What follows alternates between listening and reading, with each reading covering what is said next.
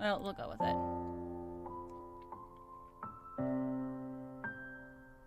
I'll do it. Oh, I was gonna say some things first, but let's just get into it. Case study, hemangioma. So this is like a visual novel.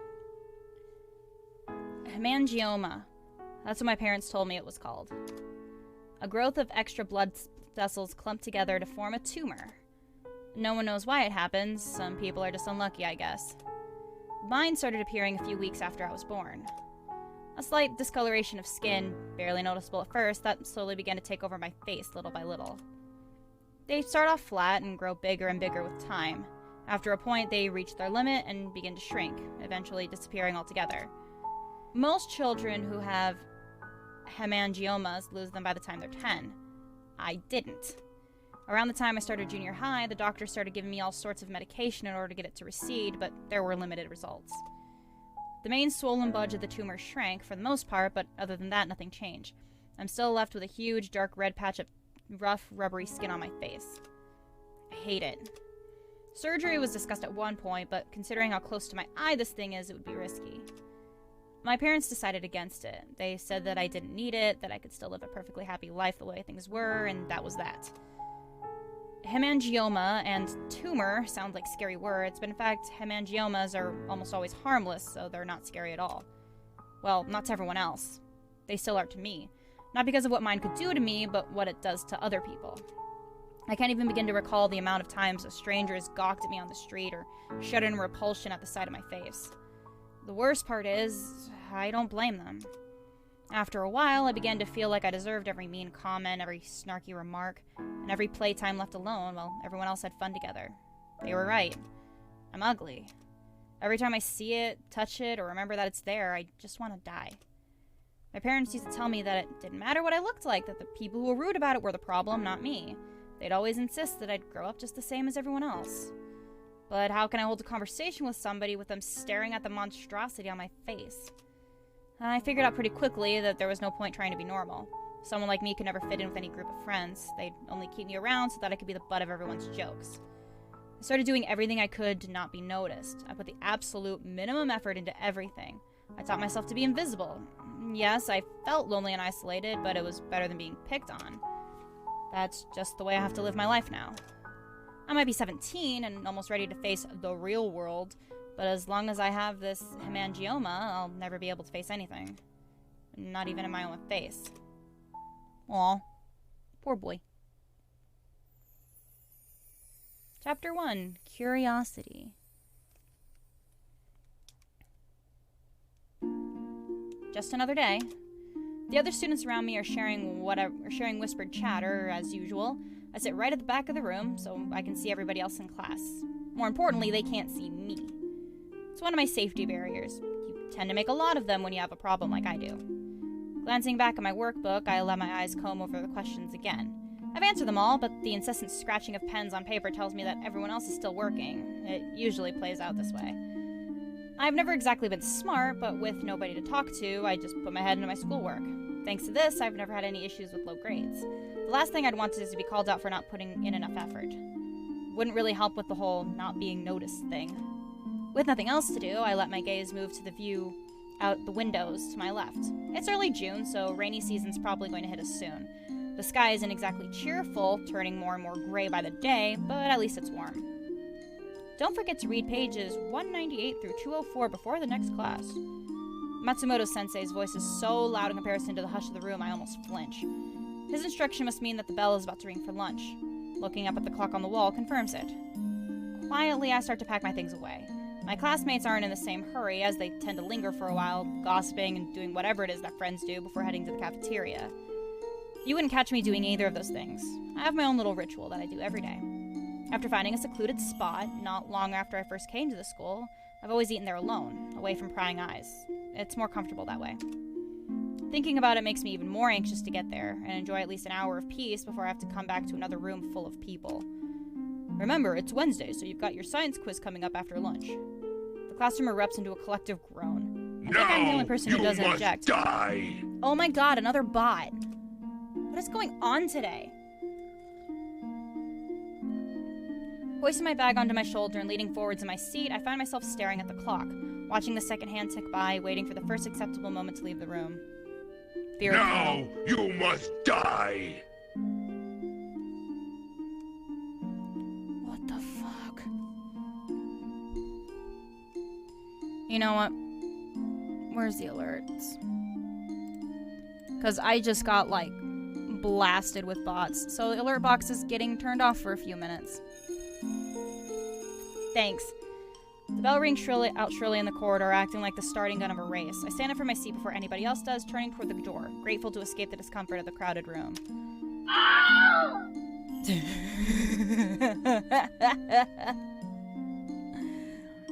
That is a perfect sound for this situation, Morgan. Just as I'm taking my first step, another sound echoes across the classroom, coming from the opposite direction. Akane! My entire body freezes in place. The teacher never calls on me. I'm the unremarkable kid who gets decent grades and never says a word. What does he want with me? I struggle to twist my rigid limbs back toward the front of the classroom, highly aware of many students glancing at me as I do. This is exactly the kind of thing I hate. There's nothing in the world that I want to do more than just run out of the room, but I guess I can't. Fixing my eyes on the door in a desperate attempt to ignore everybody's gazes, I force myself to walk up to Matsumoto-sensei's desk. Hi, Tifua.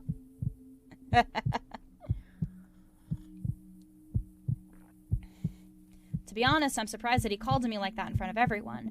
He's the one who let me sit behind the rest of the class and who never makes me answer a question or read a passage from a textbook. He knows what I'm like. My anxiety has always been something that I was just accepted since I came to the school. I think as long as my work is good, they'll let it slide. As I reach his desk, I take a lightning-fast glance backwards at everybody. The noise level in the room has gone up considerably, friends starting to gather in groups and talk amongst themselves, and others are leaving the room to get lunch. It gives me the slightest bit of relief to know that I'm no longer the center of most people's attention. Still uncomfortable, I meet Matsumoto-sensei's eyes briefly to let him know that I'm ready to listen to whatever it is he wants to say. Hopefully this will be quick. Akane, I've got a proposition for you. A highly unusual start to a conversation. I actually thought that was a bot for a sec, works every time.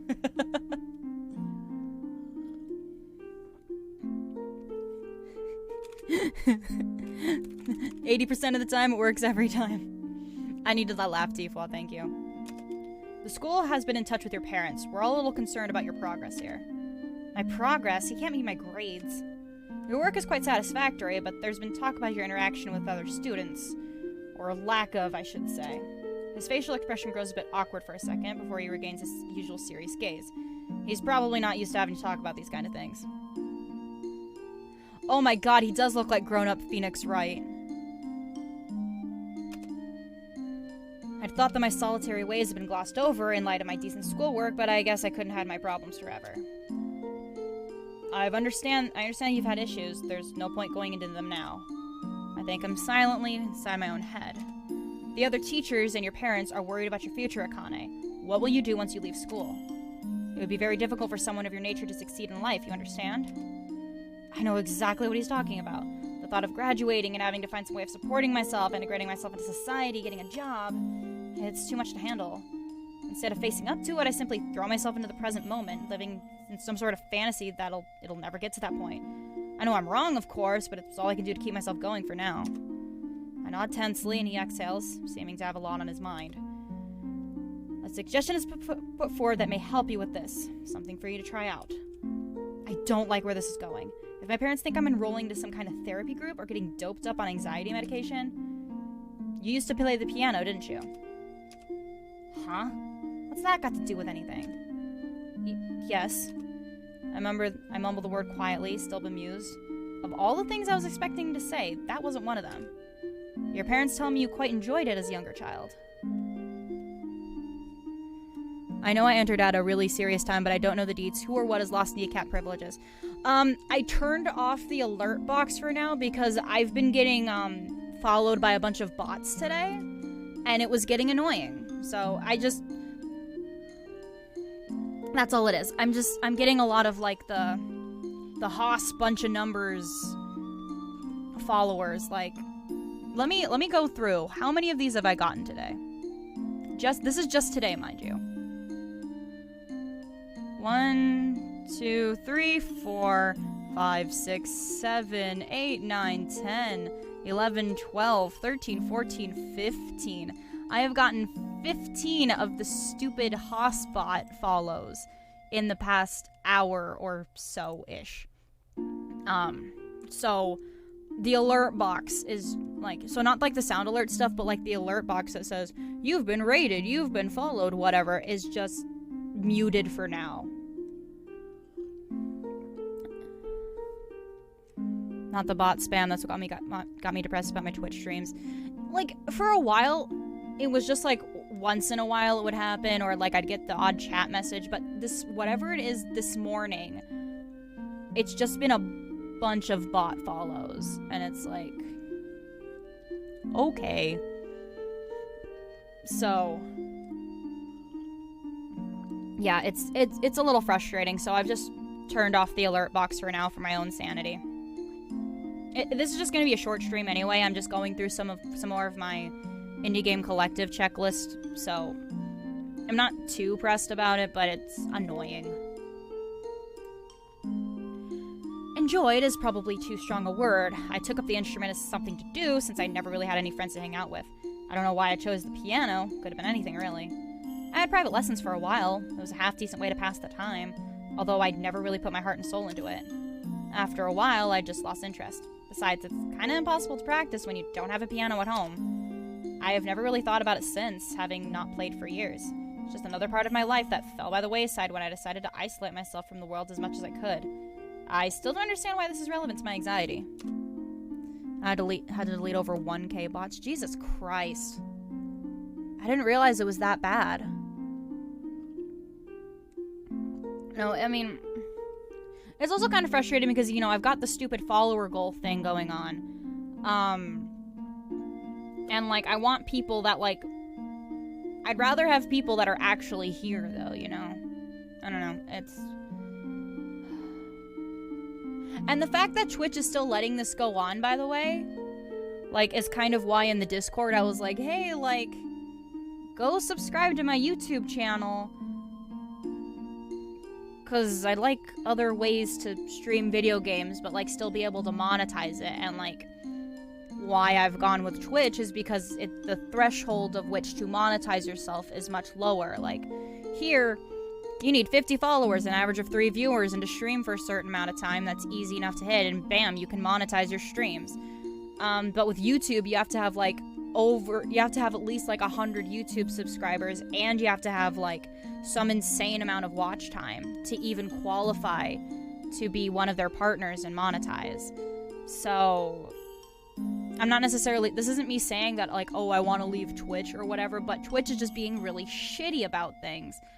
And I would like to have other options of things that are, like, established and easy enough. I don't know. There was a time I had 1.9k followers. That didn't feel right to me. Found a way to delete them in an easier fashion, but yeah, that sucked ass.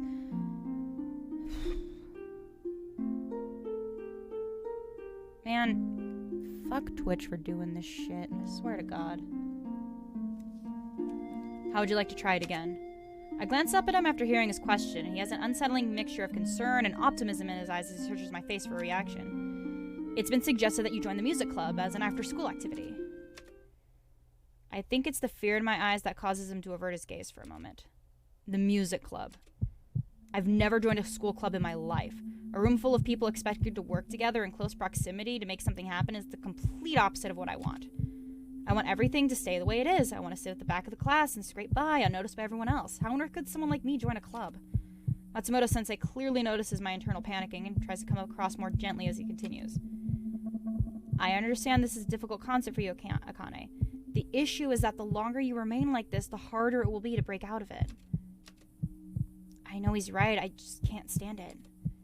All we'd like to do is attend one session with the music club to start with. See how you like taking up the piano again. You never know, it might prove to be a good experience. They don't have a pianist as far as I'm aware. They'll probably be very pleased to have you join the group. A disgusting-faced hermit who hasn't practiced his instrument for years and can't hold a conversation with everyone? Oh yeah, I'm sure they'd be thrilled to have me.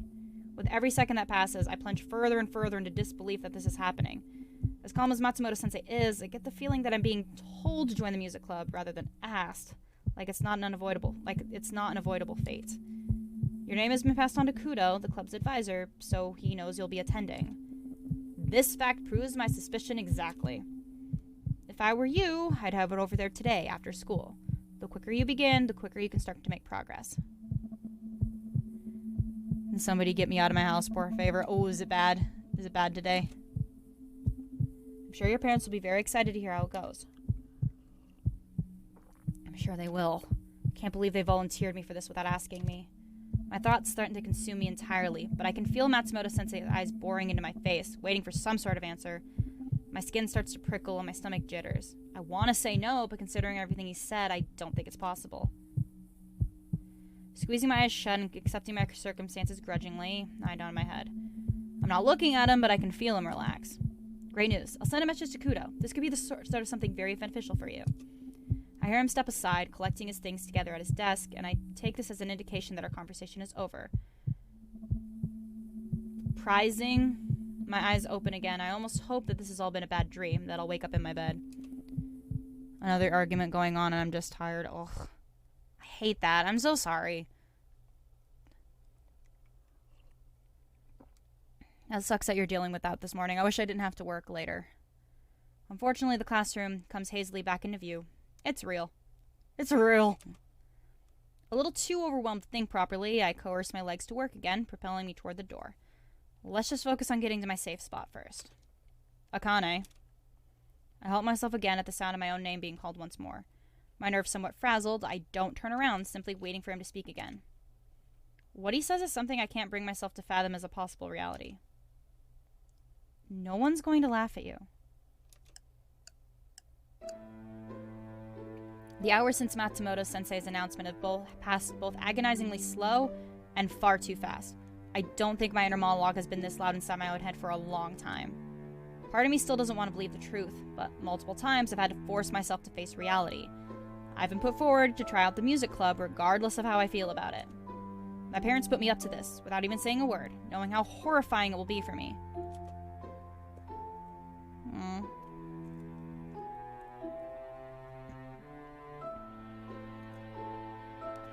I really must be a disappointment. I don't blame them for wanting a normal child. Someone who's outgoing and makes friends easily. It's not what every other set of parents has, but they should know by now that's never going to happen with me. This music club situation is precisely the type of thing I try to avoid. Every time I try to picture the scene, I'm terrified by what I see. A bright room packed with friends who know each other well, all turning to face me in silent horror as I walk in, too afraid to look anybody in the eyes. Though I try to suck it up and just play the piano, I make a complete mess of it, severely out of practice. Everyone gets frustrated. The advisor tells me I'm not good enough. I freak out, trying to endure everybody's stares. Panic attack ensues. Total humiliation. That's what I imagine will happen, and yet I can't bring myself to run away. The expectations of my parents and the teachers keep me chained to my obligation, so I carry on walking toward the music club room. My legs feel like they're made of lead as I force myself to take step after step. The closer I get to my destination, the further out of my comfort zone I become. The door looms ominously in front of me. Leaning toward it, I listen to the sounds coming from within. Many voices chatter animatedly, though I can't gauge from the noise alone how big the group might be. Several instruments are strummed, plucked, or blown occasionally. It sounds exactly like the kind of place I don't belong. Fear threatens to engulf me for a moment, and I close my eyes, swallowing my nerves as best as I can. Just do it, Kakeru. Just get through this one meeting. That's what Matsumoto-sensei had asked of me. Attend one session with the music club to start with.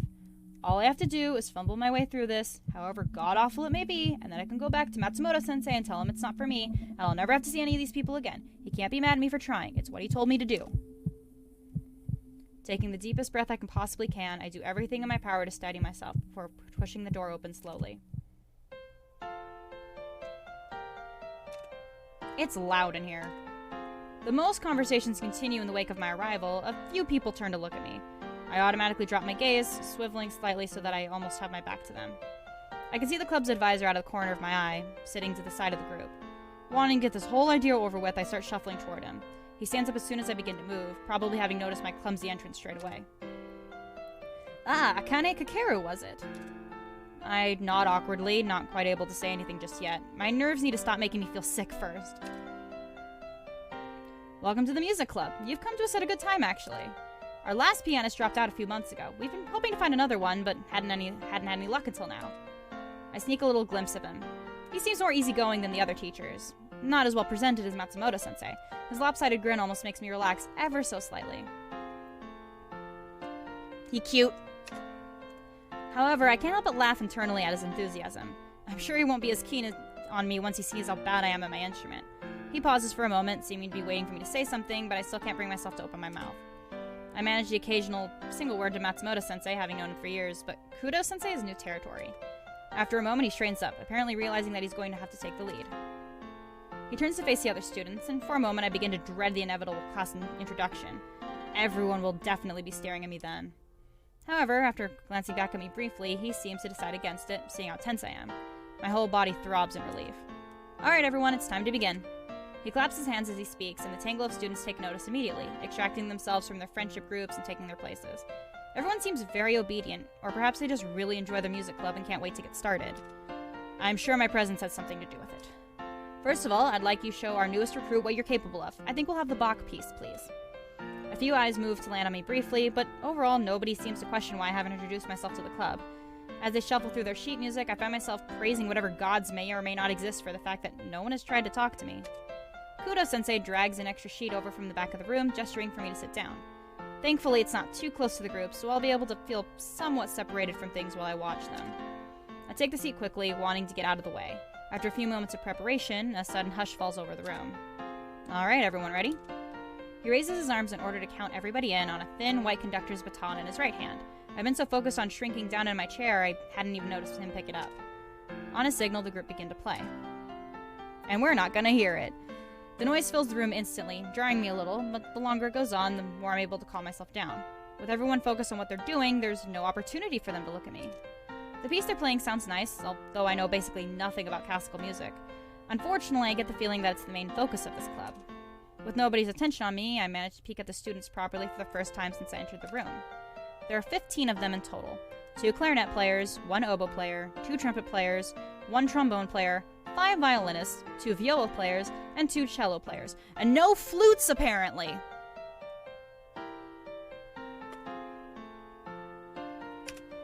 I don't think a group of this size technically counts as an orchestra, but they still seem to be doing a decent job of playing the piece nonetheless. My gaze falling to rest my feet again, I begin to feel a terrible sense of foreboding. There's no way I can contribute to this. It's obvious that these people have been playing their instruments for quite a while and practice regularly. I actually can't remember how many years it's been since I touched a piano. My eyes drift over to the back of the room where the music club piano sits, having been temporarily neglected. It's a huge black grand piano. Must have cost a fortune. I slip my hands into my pockets tensely, as if that will prevent me from having to attempt to play the thing. Exhaling slowly and trying to ride out the fresh weight of nerves that courses through me, I sit and listen to the rest of the group performance. Once it's over, Kudo-sensei praises their efforts, giving them some short snippets of feedback. He then gestures toward a couple of the taller boys in the group, asking them to help move the piano. As they make their way to the back of the room, I feel my stomach begin to sink within me. Can I just carry on watching? I lean forward in my seat, my hands clenching inside my pockets tightly. There's nothing in the world that can convince me that whatever is about to happen will be anything short of humiliating. I can't play like these people. That alone is going to alienate me from them massively, never mind my screwed up face. I hear the quiet squeak of the piano's wheels as it's rolled across the room and into place, and the scuffle of students moving to make space for it, but I can't bring myself to look up. The sound of the instrument itself rings up briefly as someone plays a chord on it, probably to make sure that it's still in tune. Alright, Akane, she's all yours. He shoots the words at me casually, trying to help me feel at ease. My eyes are cast so far down that they're almost closed, but I can still feel the horrible prick of 16 faces all gazing at me simultaneously. Please don't look at me. Please don't make me do this. My heart beats loudly in my head, and I struggle to swallow. My mouth suddenly dry as a bone. Trying to find some sort of focus, I recalled what I'd said to myself outside the club's room's door, which pushed me to come here in the first place. I'm only doing this once.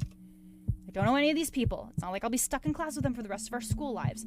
They won't be there to constantly remind me of how badly I messed this up. Come on, Kakeru. Just this once. Just this once.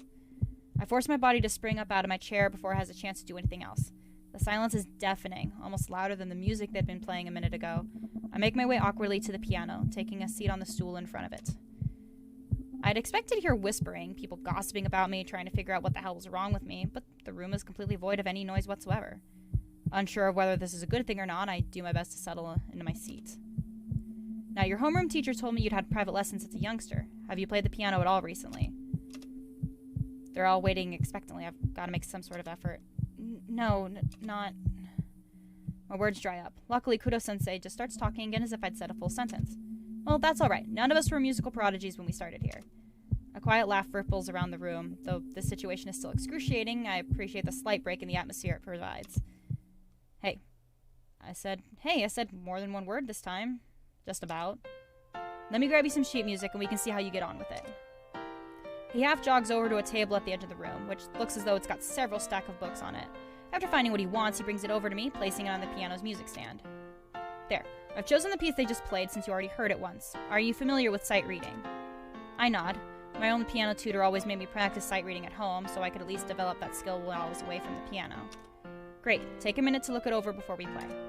He nods at the rest of the group, and they take the hint, breaking into quiet conversations in order to give me a chance to familiarize myself with the music. I look up at the pages in front of me, but before I can really absorb anything, Kudo-sensei moves a little closer to me, leaning down slightly. Don't worry, Akane. Everybody has a shaky start. No one's expecting a masterpiece. I glance briefly at him, and he smiles in a relaxed manner before striding away toward the front of the room. He really does seem to be going out of his way to try to put me at ease, although I get the feeling that his casual nature is quite genuine. Pulling my focus back to the task at hand, I look over the sheet music. Thankfully, the various notes, rests, performance marks running along the staves seem to make sense, a strange nostalgia rushing back to me, though I can't say it's particularly fond. I spent a short while reading the music, mapping out the notes I'll need to play with my fingers, miming the piece over the top of the keys. It's not incredibly difficult, but that doesn't mean I'll be able to play it well. After what feels like only seconds, Kudo-sensei claps his hands again, calling the room back to attention. A massive rush of anxiety charges through my stomach. Alright, I think we're ready to start. Remember to keep firmly to tempo all the way through. We don't want to take Akane on a runaway train ride. Another laugh hits the air, louder this time, and then everyone settles down, readying their instruments. I feel as though my nervous breathing is so loud it's going to put people off. Hovering my shaky hands over the keys, I hope for some sort of mute call to get me through this. Time seems to pause as Kudo-sensei's hands remain fixed in the air, the baton in his grasp once more, and then he moves it fluidly, counting everybody in. Oh god, this is horrible. My ears jerk erratically between the sheet music and my hands, trying to keep track of everything at once, and my fingers feel so wooden I can't move them properly. Exactly as I'd expected. Just this once. That's what I keep telling myself, over and over again, as I plonk my way through what is possibly the most awkward and unappealing piano performance of all time. This is quite the visual novel. I mean, I guess it's the intro, so it's gonna be a bunch of info dumping. I at least want to get through the first chapter, because I'm showcasing this. It seems to go on forever, and when it finally comes to a close, my whole body crumples in on itself, exhausted despite barely doing anything. I don't even dare to imagine what everyone must be thinking. I simply sit there, eyes in my lap, bracing for impact. When Kudo-sensei speaks again, I almost flinch. Alright, well, a bit shaky, but not bad considering you haven't played in a while. I'm sure once you start practicing again, you'll be back up to speed. That's generous. If the whole room bursts out laughing at what I just done, I wouldn't blame them. Let's give it another run through, shall we? And slow down on that ostinato, will you? He waves a hand toward the oboe and trombone players, grinning. This isn't Flight of the Bumblebee. Several of the other students burst into loud giggles this time, and the oboe player is playfully shoved by the guy next to him. A tiny part of me wants to laugh along with them. This club is a lot more relaxed than I'd initially thought of. However, I'm still completely convinced that this is not the place for me. We continue to play for a while, practicing the same piece several times. I'm not entirely sure whether I get any better with each run-through or not, but at least I'm still breathing and conscious. The situation hasn't exactly gotten any more comfortable, though, and in all honesty, I still can't wait to get out of here. As if reading my thoughts, Kudo-sensei announces something I hadn't expected. Alright, you can break now. As though we'd flicked a switch, the noise level in the room goes up dramatically. People begin chatting loudly, moving their music stands and instruments into smaller groups. I'm a little confused. I thought music club went on for 2 hours, but it can't have been that long already. Thankfully, Kudo-sensei appears at my side again to inform me of what's going on. The second half of each club meeting is dedicated to free practice. You can get yourself with a few people and work together, or you can just stick to yourself. It gives everyone a chance to go through their individual parts and get help from others if they need it. It'll be especially beneficial for you not having a piano at home. I nod, although I feel as though I'm on autopilot somewhat. even if I'm by myself, I don't think I'd feel comfortable attempting to resharpen my severely dwindled piano skills in the same room as everybody else. You take your time and get to know that sheet music better. We have plenty of other pieces to play here in the club, but you might as well start here. He heads back to the seat he'd been sitting in when I first arrived, picking up some large notebooks. I don't know about this. I take a discreet glance at the students around me. Some of them have retrieved large acoustic panels from the back of the room, heaving them to place around their little subgroups. It dulls the sound a little, enabling each group to hear themselves better and not bother everybody else as much. But despite this near seclusion, I still don't feel comfortable enough to practice. I have to admit, I'm still shocked that not a single one of the other club members has tried to talk with me this entire time. My own classmates that I see every day are very used to me by now, and even then they'd sometimes break into whispers and glances at my expense. I've been expecting the same treatment here, but instead everyone just carries on with things as if I'm not in the room. Perhaps Kudo-sensei specifically instructed them all not to interact with me, after hearing how bad my anxiety is from Matsumoto-sensei. That doesn't make me feel great. A little dejected, I take another quick look around to see how many sets of eyes are on me. To my surprise and relief, the answer is 0. Standing up, my legs a little wobbly, I make my way quietly over to the chair I'd been sitting in at the beginning of the club meeting, my bag still discarded next to it. Picking it up and swinging it up on my shoulders, I cast a cursive glance at Kudo-sensei. He's deeply engrossed in whatever he's doing, twirling a pen absentmindly, his hand between scribbles. I should just leave. I've done what I came here to do. I tried it once. Yes, I'd be ducking out early, but I still battled my way through the traumatic ordeal of forcing myself to play alongside the group. They can't ask any more than that. I take a breath, steeling myself for potential questioning when I go to exit the room. However, as I'm standing quietly, gearing myself up, my ears pick up on a new sound, something completely separate from the noise of the club members practicing and talking. Something coming from the opposite direction. Flute? Fuck yeah! I didn't notice any flute players in the group before. In fact, can't be a club member, they're all here in the room with me. So what is it? Oddly curious and also eager to remove myself from the cacophony of noise, I begin to cautiously follow the sound. Feeling self-conscious, I eye Kudo-sensei as I move toward the other side of the room, but he still doesn't notice me, busy with his notebooks. Leaving the throng of the main room behind, I'd find myself edging slowly down a corridor that I hadn't realized was here before. Peering down it, I catch sight of a door on the left-hand side. I'd guessed that it's a store cupboard, but the more I shuffle toward it, the louder the sound of the flute becomes. Has somebody left a CD playing or something? Putting my ear up to the door's cool surface, it becomes clear that the sound is definitely coming from inside it. I feel a little nervous about entering whatever room this is, but at the same time, I already know that everybody in the club is currently in the main room, so there can't be anybody in here. Makes this strange turn of events all the more intriguing. I take hold of the door handle delicately, glancing back down the corridor for a moment in case someone has noticed that I'm missing has come looking for me. I'm still alone. Facing forward again, I press the handle down, pushing the door open gently. I hadn't been prepared for the sight on the other side.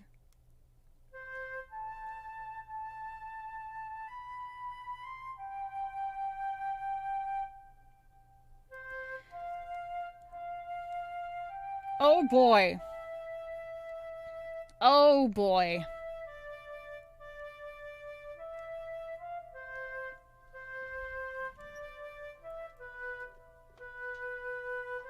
Okay, guys. This is how you hold the flute. She's basically holding it like this.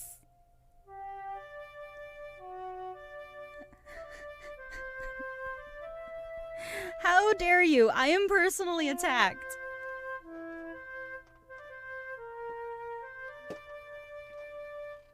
Yeah, this is very legit. Oh. At the sight of another person, my body immediately tenses up, my eyes widening in shock. But after a moment of standing there, it appears as though the girl hasn't realized that I'm here. Her back turned to me, she continues to play. The breathy hum of the flute echoing around the room, much louder now that I'm in here with it. What is she doing here? I thought I met all the club members. Triggered, oh my god. They do everything as a group. Even I wasn't allowed to sit it out, as I'm not even an official member. What makes her different? Bemused and a little rattled, I think about backing out of the room slowly. If I can close the door quietly enough, she might not know that I was ever there. However, the longer I stand there awkwardly in the doorway, the more the soothing sound of her flute fills my head. It's quite nice. Despite my intent to leave, my legs won't seem to move, so against my better judgment, I hover in place. The girl looks almost serene as she plays, her lips pursed in well-practiced poise as she blows gently across the flute's mouthpiece, while not being able to hit the buttons because look at this fucking art. Perhaps just the piece she's playing, but I start to feel a subtle hint of something other than fear, though I can't identify it. Drinking in the peaceful scene, I shift my weight to the opposite foot, having relaxed ever so slightly. This proves to be a mistake. Crap. I lean against the door too hard, and it creaked audibly. The girl gasps quietly as she hears the sound, her head whipping around to look at me. I automatically snap my face away, the rest of my body freshly frozen in alarm. My heart begins to hammer within my chest. Sorry. I manage to spit the word out, but there is no response. Daring myself to look back as quickly as I can, I glance at her. Her expression is panicked as she stares hard at me, seeming thoroughly disturbed, and I instantly know that it's my face that's startling her. I have to get out of here. Pulling myself together, I stagger backwards into the hallway, the motion of which causes the door to close loudly. Feeling ragged and a little upset, I turn to flee the scene, trying to gather myself and walk as calmly as possible. What was I thinking? The sight of that girl's terrified eyes as she looked at me stays burned into my memory. I must have repulsed her.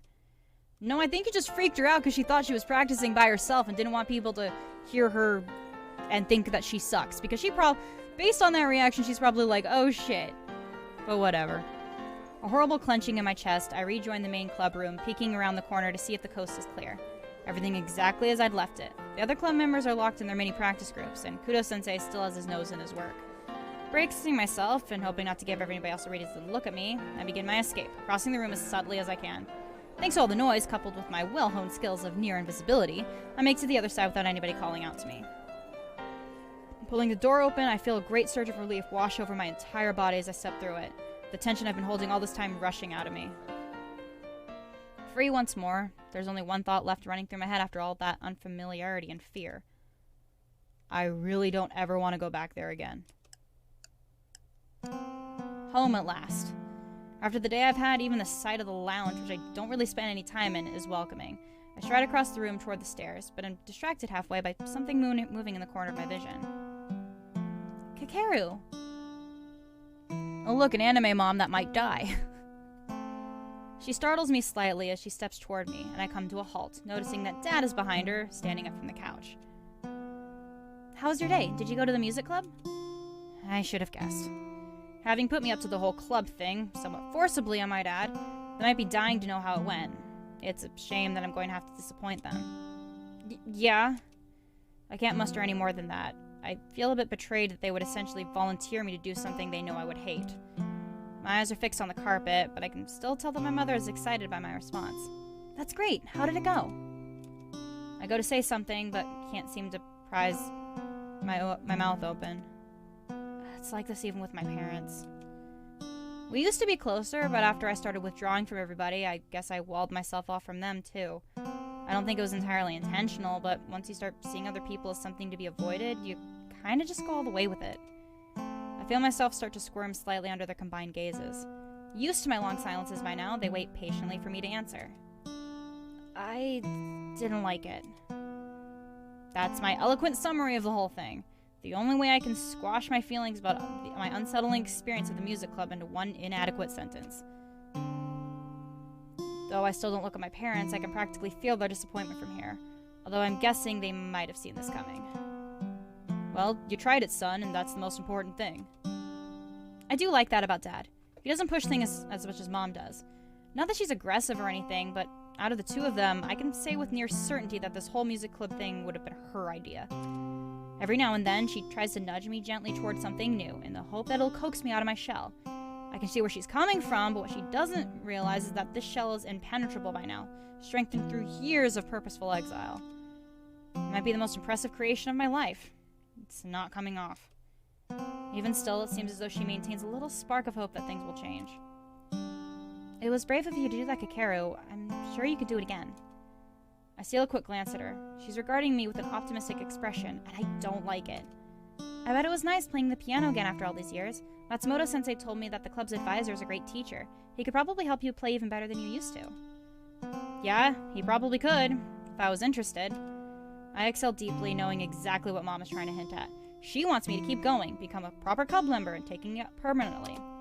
I sense both of my parents fidgeting, and the air in the room is getting more and more tense. I need to end this conversation. Before I can pull a sentence together, Dad beats me to it. If you don't want to, it's not the end of the world, but a second try might be easier than the first. He says it as though presenting a fact, rather than attempting to pressure me into it. Mom nods her head enthusiastically. Definitely. I'm sure once you get used to it, you'll really enjoy it. I doubt it. My legs almost start walking on their own in my desperation to get away from this uncomfortable subject. I've had enough stress today. I don't want any more. Maybe. I leave them with that single, unconvincing word, shuffling away slowly toward the stairs. Getting the message that I don't want to talk about it anymore, they let me go, nodding and returning to the couch. It doesn't take me long to climb up the staircase, though my escape is accompanied by the same guilt that always arises after I've cut my conversations with my parents short. We don't speak much at all nowadays. The talk we just had is the longest one I can remember for God knows how long. It makes me feel even more disappointing as a son, and yet I can't change my ways. The TV screen flickers in a stream of flashing colors again as I beat the level. Video games are pretty much the only thing I do in my spare time. Having finished my homework, I'd started playing straight away, glad to be able to unwind after a mentally demanding day. I have to admit, though, I still feel a little unsettled, and I know exactly what's causing it. Music club. My parents want me to make friends again so badly. Do I want the same thing? Casting my mind back in time, I recall being very small, standing at the edge of the playground, feeling too shy to try to join in with everybody's ball games and social cliques. Back then, I would spend time with the other quiet kids. We'd sit off to the side somewhere, playing handheld games, consoles, and talking about our favorite cartoons. I suppose that was friendship. We didn't have sleepovers at each other's houses, and we didn't run around in the streets after school playing tag or whatever. I was never close with anyone, but our little break time get-togethers still counted for something. I think my frail sense of optimism was still intact then. I don't remember being too worried about things, assuming that I'd end up with proper friends once I started high school. If anything, the opposite happened. Encouraged by my parents, I'd naively go up to people, introducing myself and trying to join in with their conversations. I figured that some people would be rude about my appearance, as that's just the unfortunate nature of life, but I wasn't expecting people's discomfort around me to be on such a large scale. The amount of bullies increased hugely, and those that were left didn't really know how to handle me. It seemed as though anyone who was nice to me got tainted with the freak label and teased via association. This meant that most people tended to avoid me like the plague, looking alarmed when I spoke to them and checking over their shoulders in case anyone saw us together.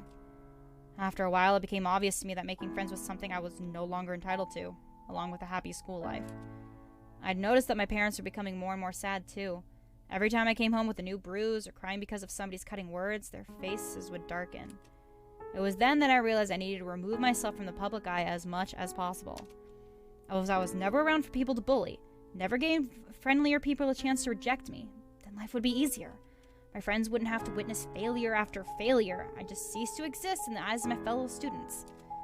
So that's what I tried to do. And for the most part, I succeeded.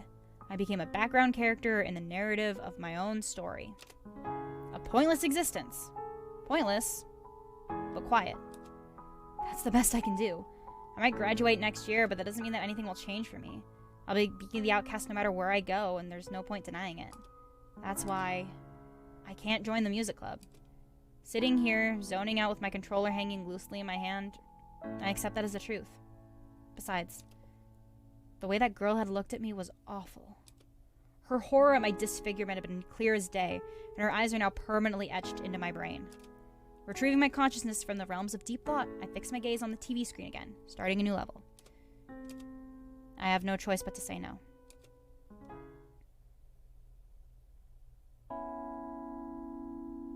Oh god, the audio is screwing with my ears a little bit. That's disappointing to hear, Akane. Disappointing. A word that seems to be synonymous with anything I do. It's Thursday, and Matsumoto-sensei has collared me before lunch again to ask how the music meeting went yesterday. I'm doing my best to tell him that I don't want to be a part of it. Was Kudo not appreciative of your piano playing? No, he was nice. 4 words this time. Somebody shut me up. I'd meant them too. Kudo-sensei had been considerate about my issues when integrating me into the music club. That wasn't the problem. Well, in that case, I don't see why another trial should be too difficult. Breaking the ice is the most troublesome part of starting a new endeavor like this, and you've already done it. Though his speech and body language are as stiff as professional as ever, I get the feeling he's trying to encourage me. What do you say, Akane? Would you give it another shot? Ugh, I'm being ordered around in disguise again, aren't I? I really don't want to argue, but though I want to give him some sort of answer, I find myself stuck, unable to formulate a response. Matsumoto-sensei seems to sense this. Well, you have the rest of the day to think it over. If I were you, I'd make the most of the opportunity. You might enjoy yourself once you settle down. He nods awkwardly, seeming to want to express some sort of reassurance toward me, though he's not very eloquent at it. I don't think a hug is in his physical vocabulary. Not that I'd want one. I bow slightly in response at the end of our conversation, reminding me urgently of my number one objective. Get away from everybody. Time for lunch. I've made a decision. Lunchtime had given me time to ponder Matsumoto-sensei's words, and I realized two things. 1, I still don't want to be in the music club. 2, it would be rude of me to just disappear without talking to Kudo-sensei first. Even if he hadn't noticed me slinking out of the room early, he would have realized by the end of the club meeting that I was no longer there. I feel a pang of guilt knowing how spineless that was. Not that I could help it, I had to get out. But Kudo-sensei still deserves an explanation. I might be Mr. Invisible, but I still have enough of a conscience to realize that if I'm not going to join his club, I should tell him in person. Not exactly thrilled about it, but if it'll get this thing over and done with, then I'll do it. Then I'll never have to go back there again. That's the thought that fills my head as I pack my things away, conscious that the last class of the day is about to be over. Donning my backpack, I wait impatiently for the bell, as always. As soon as it rings, I dart toward the door, exiting the corridor before anybody else has fully left their seat. Empty hallways. That's how I like it. I stride purposefully toward the music club room, despite my fluttering nerves. I just want to put an end to this and have things go back to the way they were before. My legs, trained by now to carry me as swiftly as possible, get me to the club room in no time. I'm not even sure Kudo-sensei will be here yet. After hesitating for a moment, I swallow my fear and push on the door. I'm lucky. Akane, you almost beat me here. He regards me with a casual smile. He really is the polar opposite of Matsumoto-sensei. The fact that only the two of us are currently in the room gives me the opportunity I need to talk to him. It'll be much better with less people around. Sensei. Damn it, just spit it out, Kakeru. It isn't that hard. Sorry for yesterday. His expression changes a little once I say this. Yes. I wonder where you'd gone for a moment. Cringe. Sorry, Sensei, I can't help being a coward. She didn't scare you too much, did she? She? The girl in the back room? How does he know about that? I saw that you explored the other room. I probably should have warned you about her. Oh, thanks for putting points toward the cosplay challenge, Shifa. So he noticed me creeping around after all. He doesn't seem mad, though. If anything, he looks a little apologetic. I was in two minds as to whether to introduce you or not. It could have been easier to go down that route. He seems to muse this aloud to himself as opposed to telling it to me. However, he pulls himself together quickly. Fujiwara Haruka is something of a special case. She hasn't joined the group sessions, but she practices the flute by herself. That's not really in the rules of the club, but... His mouth twists into a pitiful frown. We gave her the benefit of the doubt, being disabled and all. This new information takes me by surprise. I hadn't noticed anything unusual about the girl, although I suppose I didn't look properly. I was more occupied with her flute playing. And being terrified. Kudo-sensei almost looks amused for a second. I bet you gave her a bit of a shock barging in here. She tends to get flustered around new people.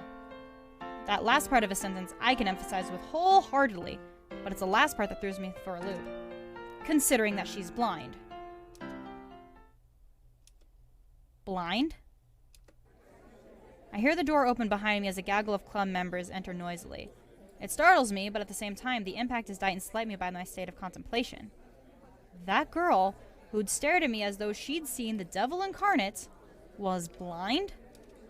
It really takes me a moment to wrap my head around what Kudo-sensei has told me.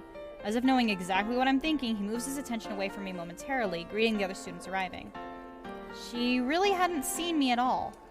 The thought is strangely jarring, as her horrified expression had seemed to suggest that she was perfectly capable of seeing the monstrosity that had been in front of her. However, the more I think about it, the more I correlate it to my own feelings. I can't stand meeting new people. I just panic. It must have been scary for her to have somebody burst into her room, and then realized that she didn't know the person after hearing them speak. I must have really spooked her.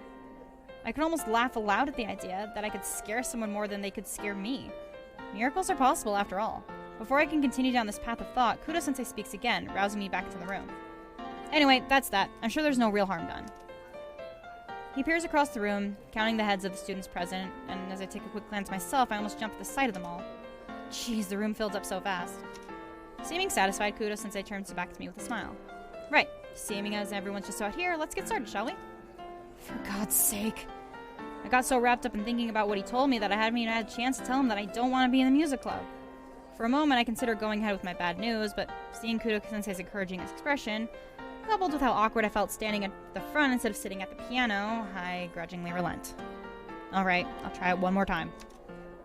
I nod briefly, swiveling to make my way skittishly across the room and avoiding eye contact with everybody around me. I can't say that taking up the piano stool feels any more comfortable than it had yesterday, but I sit down anyway. Sighing quietly, I resign myself to another 2 hours of torture. Hi, T-Owl, playing a dating sim. I think that's what this is gonna turn into, maybe? Alright, that's free practice, everyone. Be sure to work on your timekeeping, as always. Chatter breaks out in the room, and a flurry of movement erupts as people splinter off into their usual practice groups. Not a part of any of them, I continue to sit despondently at the piano. It had been basically the same as yesterday. I had struggled to stumble my way through the piece and hadn't displayed a shred of improvement. Now I understand why this pre-practice period is so important. It gives people a chance to go through their individual parts at length, rehearsing as much as they need to in order to keep getting better at their instruments. For someone like me, who doesn't have access to a piano outside of this club, it's invaluable. I'm still not wanting to come back for another club meeting, but for the remainder of this one, I may as well look like I'm trying to practice. Placing my hands back on the keys, I read the sheet music again, trying to get my playing more fluid. However, it's proving to be difficult. Not only because I'm still incredibly self-conscious about practicing in a room full of musicians that are better than me, but also because I can't get something out of my head. That girl. I really didn't see any of the information that Kudo-sensei told me coming. Not only is it surprising to learn about a disability, but I also feel terrible for essentially terrifying a poor blind girl with my clumsiness. I'm such an idiot. Trying to shake it off, I continue to paw at the piano distractedly, until footsteps tell me that Kudo-sensei is approaching. Tough, isn't it, Akane? Getting to know a new piece? I nod, my gaze at his feet rather than his face. You can always ask any of the other club members for help. They don't bite. Well, I haven't been bitten yet anyway. He grins at his own joke, and I almost join in. Although, he looks thoughtful for a second, and I can't figure out what he's contemplating. Thankfully, I don't have to wait long to find out. Go and introduce yourself to Fujiwara. He seems serious about it, and I'm taken aback by the sudden suggestion. I know that being in a big room like this is probably a bit uncomfortable for you. Fujiwara's the same. Have a chat with her. I bet you two would have a lot in common. I'm not sure what that's supposed to mean. Other than the anxiety around people, I don't think I can relate much to a blind girl who somehow plays the flute even more effectively than I can play hide and seek from the rest of the world. And I'm damn good at that. Nevertheless, Kudo-sensei continues to push the point. I don't mind if you take things slowly, Akane. Practice is important, but you need to familiarize yourself with things first. If talking to someone you might feel more comfortable around first will help you put it more at ease here, then go for it. He's a nice guy. Perhaps it's the musician in him. He's more in touch with emotions and deep concepts and all that stuff artsy people are supposed to be good at. At first, I'm not sure what to say to his suggestion, but as the unsettling image of the girl's scared expression comes up in my mind again, I realized that I should at least say sorry for doing that to her. My second apology of the day. I'm doing a great job. Cautiously, I nod at Kudo-sensei, indicating that I'll take him up on it. He seems satisfied, smiling and stepping backward to give me room to stand up. Just take it easy today. We can start getting down to some proper work next time. He turns away, heading across to talk to a group of students, leaving me to internally thank him for being so understanding. It's awkward to just stand up and leave the room in the middle of free practice, but at least this time I've been granted permission. As I enter the quiet of the hallway, the sounds of the other musicians muffled by the walls, I make my way hesitantly toward the door of the other room. This feels very wrong in a number of ways, and I definitely don't feel confident about it at all. I just hope she can forgive me for yesterday. The sound of the flute catches my ear again. She's practicing the same piece as before. Realizing that I should probably announce my presence before I go, strutting in there this time, I raise my hand and knock timidly on the door. She might not have said anything in response, but she definitely heard that. Taking a large breath, I opened the door. The light in the room might be bright, but thanks to its small size and near-empty state, it feels slightly less intimidating. I let the door close behind me, blocking out most of the sounds produced by the other club members. Just me and her. Hi, it's me. She continues to look in my direction, bewildered. From yesterday. The slight shift in her expression suggests that she knows what I'm talking about, but her body stays just as rigid as mine. I take a proper glance at her. Her eyeline meets my chest, not really looking at me, but aware of my general position in the room. That's when the revelation hits me again. She can't see your face, Kakeru. The entire reason for my social anxiety is not applicable to the situation. It's an impossibility. I almost don't believe it. It takes me a moment, but after hammering it in my head a few times, I manage to find a tiny scrap of confidence from the fact, and open my mouth to speak again. Sorry, I didn't mean to scare you. Feeling as though I've momentarily turned into a different person, I dare to look her in the eye for just a moment. Her gaze softens a little. That's okay. The soft sound of her voice is so delicate I barely hear her. We both stand there for a moment, a tremendous round of awkwardness hanging in the air between us. It seems as though I'm just about forgiven for my trespassing, though, so I muster the courage to speak again. I joined the club yesterday. Well, that's not entirely true from my perspective. I was kind of forced into coming. She takes a moment to process the information before replying. Do you play the piano? How does she... Oh, of course. She'll have been overhearing the rest of the club's practices for months since their last pianist left.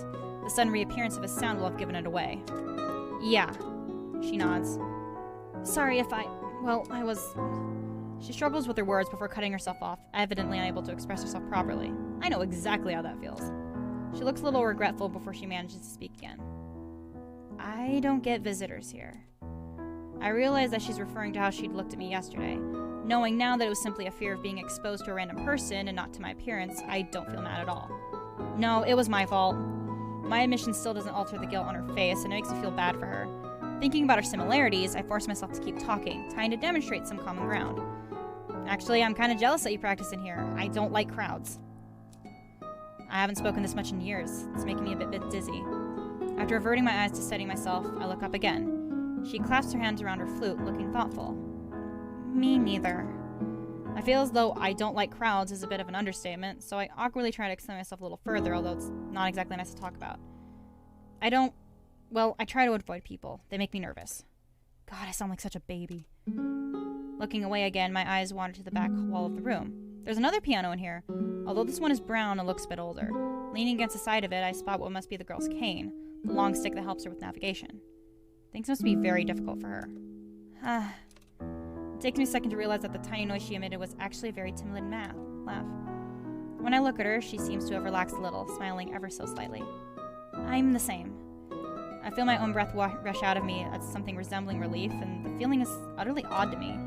How am I this calm right now? Does the fact that she can't see what I'm insecure about really change things this much? Well, I'm not exactly calm, but still, this is the easiest I've felt around anyone for a long time. It's so unfamiliar that I'm not even sure I like it or not, as stupid as that sounds. However, it seems though my admission of anxiety around people has struck a chord with her. Kudo-sensei was right. We do have similarities. I suddenly realize I've committed another social blunder. I haven't introduced myself. I'm Akane, by the way. Akane Kakeru. I feel my face begin to flush with heat. I don't think I've said my own name aloud once since I started at the school. She nods in recognition. I'm Fujiwara Haruka. She grips her flute a little tighter again, seeming to be thinking about something. It's not so bad now. We're not really strangers anymore. She blushes slightly as she says this, her face tilting toward the ground. Hang on. And I feel myself wanting to smile internally at her somewhat innocent, childlike point. No, I guess we're not. The conversation runs dry, and I peek at the clock on the wall, conscious that I must be taking up a lot of Haruka's time when she could be practicing. I should probably let you play. She glances toward her instrument, almost as though she'd forgotten about it, before nodding in agreement. I reach for the door, pulling it open gently. See you. Despite the fact that she can't see it, I bow my head, probably one last apology for encroaching on her personal space.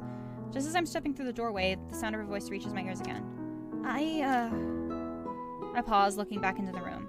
For a moment, she doesn't speak, and clumsily I realize she probably isn't sure if I'm still there or not. Yes? It seems like the right move, as she relaxes a little at my voice, though fidgets with her flute before continuing. If you wanted to talk again. Her expression grows nervous as she pauses, but after a second she regains her focus. I wouldn't mind. The words catch me off guard.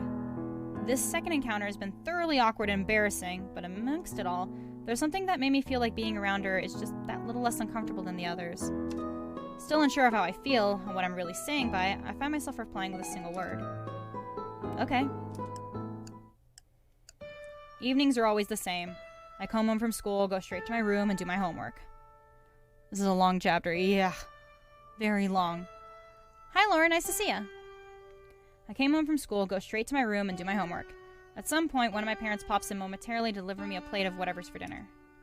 It's shameful, but I haven't eaten dinner at the table with them for a long time. Once I'm done eating, I usually give in to the urge to fritter away the rest of the night playing video games until I go to sleep. I'm about to do just that. Finishing the last of my meal, I set my chopsticks down and recline, feeling full.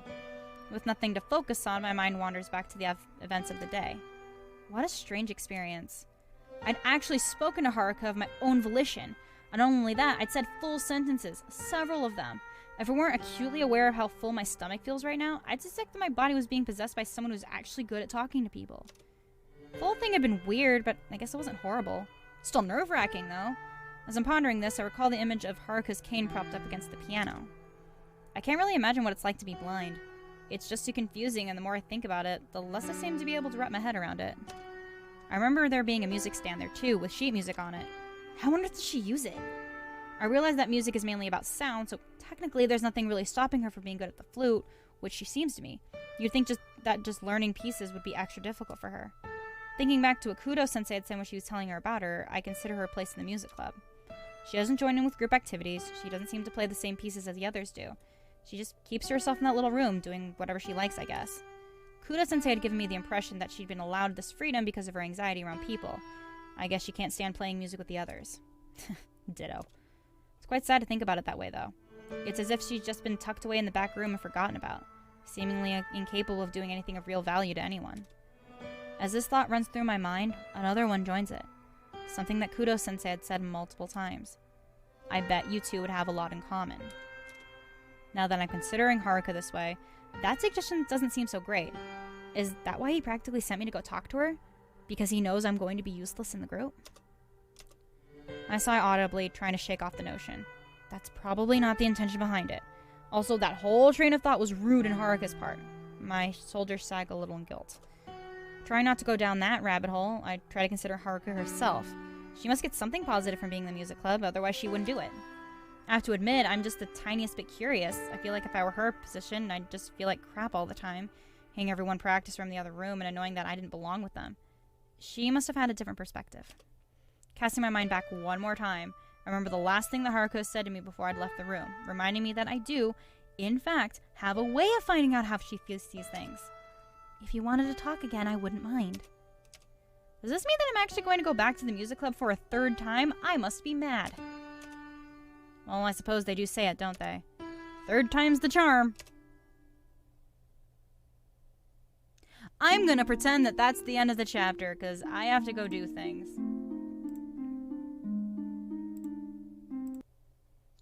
I have to go do things. Unfortunately. Where's the frickin'...